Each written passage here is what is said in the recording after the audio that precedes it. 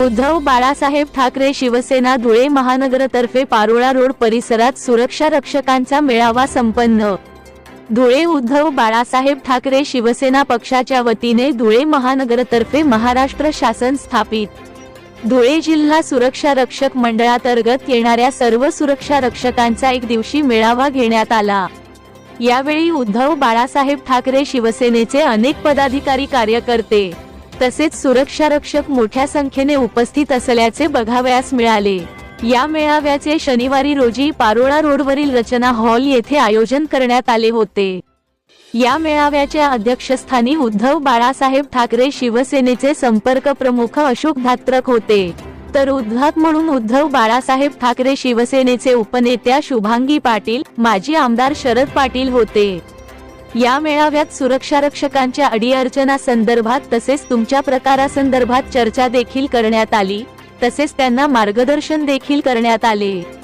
प्रमुख अतिथी म्हणून सहाय्यक कामगार आयुक्त CN बिरार, संजय पाटील अध्यक्ष सुरक्षा रक्षक आणि श्रम कामगार युनियन मुंबई, AT चव्हाण वरिष्ठ लिपिक सुरक्षा रक्षक मंडळ जळगाव, देवानंद बोढरे निरीक्षक सुरक्षा रक्षक मंडळ धुळे, दत्तात्रय देगावकर जिल्हा शल्यचिकित्सक जिल्हा रुग्णालय धुळे, NK वैरागडे अधीक्षक अभियंता महावितरण, निवृत्ती पवार पोलीस निरीक्षक आझादनगर पोलीस ठाणे, विधानसभा संपर्क प्रमुख सुनील पाटील, सहसंपर्क प्रमुख महेश मिस्त्री, हिलाल माळी, अतुल सोनवणे, किरण जोंधळे, भगवान करनकार, देवीदास लोणारी, भरत मोरे, ललित माळी, गुलाब माळी, संदीप सूर्यवंशी, नितीन शिरसाट, हेमा हेमाडे, हर्षल माळी, नरेंद्र परदेशी, प्रफुल्ल पाटील यांच्यासह अधिपदाधिकारी कार्यकर्ते मोठ्या संख्येने उपस्थित होते।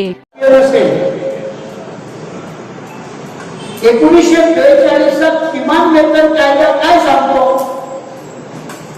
मिनिमम वेजेस, किमान वेतन किती मिळालं पाहिजे? किती मिळालं पाहिजे? 21,000 रुपये किमान वेतन मिळालं पाहिजे। मला तुमच्या शब्दांच्या शब्दजंजामध्ये मला मी साधा माणूस सर आमचे अतिशय शिकलेले आहे, मी काही शिकलेलं नाही।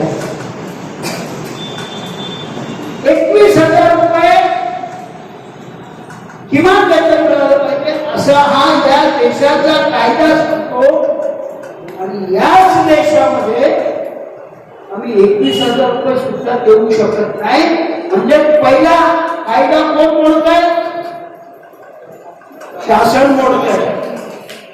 म्हणजे आम्हाला तुम्ही जेवढं सांगितलं एवढा पगार मिळतोय। संजय पाटलांची विचार कसं त्या 6,000 तुमचा प्रॉव्हिडंट फंड सुद्धा काढणार।